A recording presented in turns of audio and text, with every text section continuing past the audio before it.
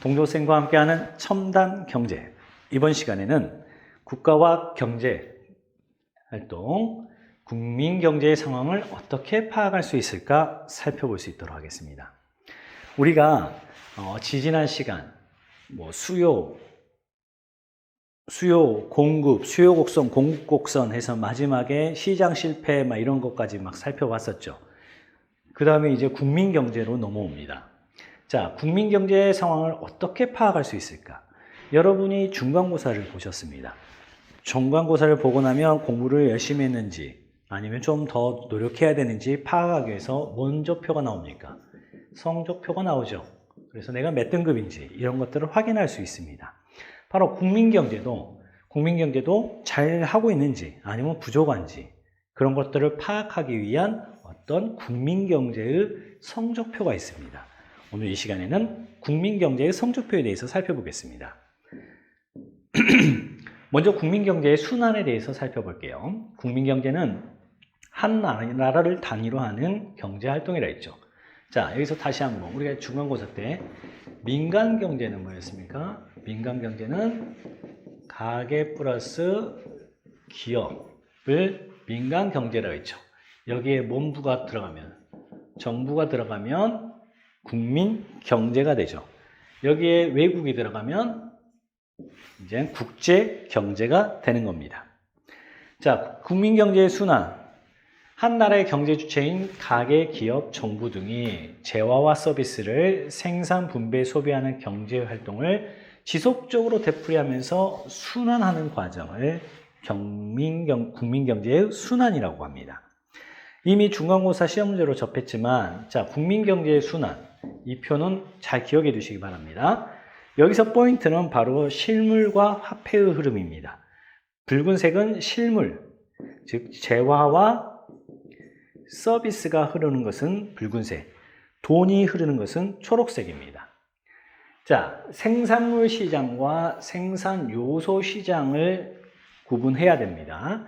먼저 생산 요소 시장에서 공급자는 바로 생산 요소, 토지, 노동, 자본과 같은 생산 요소를 공급하는 사람이 생산 요소 중에서는 가계고, 그걸 구입하는 사람이 임금, 이자, 지대를 주고 구입하는 사람, 수요자가 바로 기업이 됩니다. 반면 생산물 시장에서는 재화와 서비스를 기업이 공급하면 그 재화 서비스를 지출해서 구입하는 것이 소비 주체인 가계가 되는 겁니다.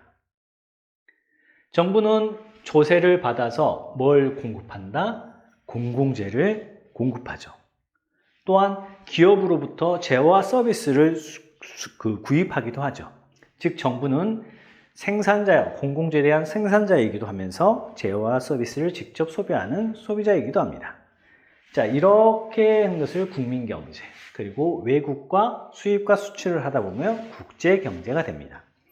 제일 중요합니다. 실물의 흐름과 화폐의 흐름을 구별해서 파악할 수 있으면 생산물 시장과 생산 요소 시장을 구분할 수 있어야 되겠습니다. 여기서 문제는 항상 여기를 다로 해놓고 문제가 나온다는 거. 중간고사 때 경험하셨죠? 기말고사 때도 안 나올까요? 이 문제는 경제의 기본이기 때문에 매 시험마다 출제될 수 있습니다. 자, 국내 총생산, GDP에 대해서 살펴보겠습니다. 국내 총생산은 국내 총생산 이렇게 보시면 됩니다. 한 나라 먼경 안에서, 국경 안에서 생산된 것을 포함합니다. 생산자의 국적에 관계없이 한 나라 국경 안에서 생산되는 것만 포함한다. 그 다음 일정 기간 새롭게 생산된 것만을 포함합니다. 그에 새롭게 생산된 것만을 포함한다. 중고품 제외합니다. 세 번째, 시장 가격으로 측정 가능해야 됩니다. 즉 시장에서 거래되지 않은 생산물은 포함하지 안 됩니다. 자, 팔기 위해서 개발한 상추는 포함이 됩니다. 하지만 텃밭에서 본인이 먹기 위해서 재배한 상추는 포함되지 않는 거죠. 마트에서 산 상추는 GDP에 포함이 되지만 집 뒤뜰에서 내가 직접 먹기 위해서 재배한 상추는 포함되지 않는다. 그 다음 최종 생산물의 서비스 가치만 포함한다. 즉 중간 재료는 제외합니다. 자, 왜 그러냐? 자, 찐빵이 있습니다. 찐빵이 있는데 찐빵은 밀가루에 팥이 들어갑니다. 그리고 뭐 설탕 이렇게 들어갔는데, 자, 이거의 생산과 이거 생산 재료죠. 그리고 찐빵을 시장에서 거래되었다고 합시다. 그러면 최종 생산물인 찐빵 안에는 이 재료들의 가치들이 다 들어가 있죠. 그래서 자, 중간재 부품은 포함하지 않고 최종 생산물의 가치만을 포함한다. 자, GDP 정의 다시 한번 해보겠습니다. 한 나라 국경 안에서 일정 기간 새롭게 생산된 시장에서 거래된 최종 생산물만의 가치의 총합을 뭔 DP라고 한다? GDP, 국내 총생산이라고 합니다. 이런 GDP는 여러 나라의 경제 규모와 소득 수준을 비교하는 데 유용합니다. 지난 시간에 우리가 살펴봤죠. 우리나라가 지금 GDP 세계 11위까지 올라왔죠. 뭐 잘하고 있어요. 자, 1인당 GDP는 뭐냐? 이 GDP를 인구수로 나누는 겁니다. 인구수로 나누면 평균이 되겠죠. 여러분 평균 점수 빼는 거와 똑같이 GDP만 성적이 평균 점수가 높다고 모두가 잘 사는 건 아니겠지만 GDP를 인구수로 나눈 것을 1인당 GDP라고 한다. 국내 총생산을 그 나라의 인구수로 나눈 것입니다. 조금 전에 말했죠. 중국이 GDP 세계 2위입니다. 그런데 1인당 GDP는 한 32, 40이 막 그럴 겁니다. 왜? 인구수가 많아서. 그 나라 국민 평균 소득을 알 수 있으면 나라 간 국민의 생활 수준을 비교할 수 있습니다. 1인당 GDP가 높은 나라가 어디냐면 룩셈부르크 같은데, 국내 GDP는 좀 있는데 인구수가 적으니까 1인당 GDP가 높게 나오겠죠. 자, 이제 GDP, 국내 총생산과 국민 총소득을 보겠습니다. 자, 우리나라 안에서 생산된 가치를 모두 포함됩니다. 요즘 기아의 소크라테스. 자, 외국 선수가 기아에서 뛰고 있습니다. 자, 야구 선수 테스의 연봉은 국내에서 받는 거죠. 그렇기 때문에 GDP에 포함이 됩니다. 자, 애플폰이 미국에서 한국에서 만들어진다. 한국 공장에서 만들어진다. 그러면 애플 아이폰도 GDP에 포함이 됩니다. 반면 국경 안에서입니다. 삼성 갤럭시가 중국 공장에서 만든다. 그러면 그 삼성의 갤럭시 폰은 GDP에 포함이 안 되죠. 자, 소크라테스 이야기했습니다. 지금 유현진 선수, 캐나다 야구죠. 유현진 선수가 받는 연봉은 GDP에 포함이 되겠습니까? 안 되겠습니까? 그렇죠. 안 되죠. 반면 국민 총소득은 우리나라 국민이면 국내에서 버는 거나 국외에서 버는 거나 소득에 초점을 맞춰서 포함을 시킨다는 겁니다. 그럼 유현진의 연봉은 국민 총소득에는 포함이 되겠죠. 하지만 지금 전 세계는 세계화가 돼서 국민들이 번 소득보다는 국내에서 생산된 국내 총생산을 더 유의미한 자료로 살펴보고 있는 겁니다. 즉 GDP는 국경 안에서 외국인이든 내국인이든 국경 안에서 생산된 것들을 모두 포함시킨다라고 확인할 수 있겠습니다. 이런 국내 총생산의 한계점 및 보완이 있습니다. 자, 학생들이 학교 생활을 잘하는지 못하는지, 열심히 공부하는지 안 하는지 파악하기 위해서 성적표를 뺍니다. 근데 그 성적표가 그 사람의 인성, 그 사람의 미래, 그 사람의 창의성 같은 것을 담보하지 못합니다. 물론 성적 빼는 게 한계점이 있습니다.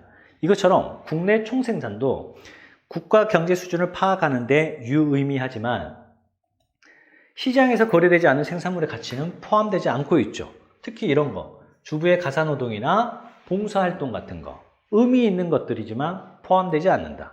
또 마약거래 같은 지하경제, 이런 것도 시장에서 거래되지 않기 때문에 GDP에 포함되지 않겠죠. 시장에서 거래되는 것만을 포함하기 때문에 이런 한계점이 있고요. 두 번째, GDP가 높다고 삶의 질 수준이 높다고 파악할 수 없습니다. 예를 들어 봅시다. 환경오염, 뭔가 생산, 외부 효과 살펴봤죠. 생산 활동을 통해서 GDP는 증가합니다. 하지만 환경오염이 발생함에 따라 삶의 질은 떨어질 수 있죠.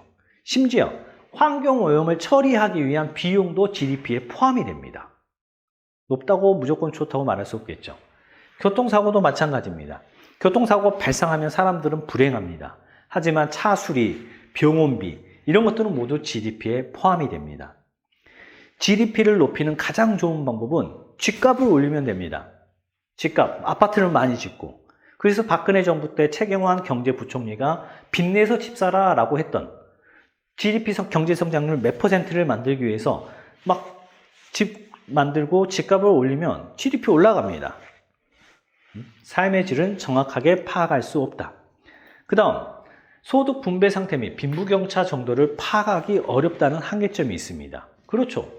총생산이기 때문에 많이 버는 삼성, 현대가 돈 엄청 다 벌어도 다른 국민들은 다 죽어도 삼성과 현대가 돈 많이 벌면 GDP 높아집니다. 시비할 수 있고 구애할 수 있습니다. 하지만 그 내부 빈부격차나 이런 것들은 파악할 수 없다. 그럼 이런 국내 총생산 한계를 보완하기 위한 것들이 등장합니다. 그래서 교육 수준, 기대 수명, 행복 지수, 생태 가치 이런 것들을 반영한 새로운 대안적인 지표들이 등장하는데 대표적으로 더 나은 삶의 지수, 고용, 교육, 환경, 건강, 삶의 만족도, 안전 이런 것들을 평가해서 삶의 질을 판단하는 BLI 지수, 그 다음 행복 지수, 얼마나 행복하냐를 측정하는 지수 또는 삶의 질을 측정하는 인간 개발 지수 같은 것들이 등장하고 있습니다. 자, 내용 정리해 보겠습니다. 자, 한 나라 경제 주체가 재화 서비스를 생산, 소비, 분배하는 경제 순환 활동이 지속적으로 되풀이되면서 순환하는 과정을 우리는 국민 경제의 순환이라고 한다. 자, 한 나라의 국경 안에서 일정 기간 새롭게 만들어진 최종 생산물의 시장 가격의 총합을 우리는 국내 총생산 GDP라고 한다. OX입니다.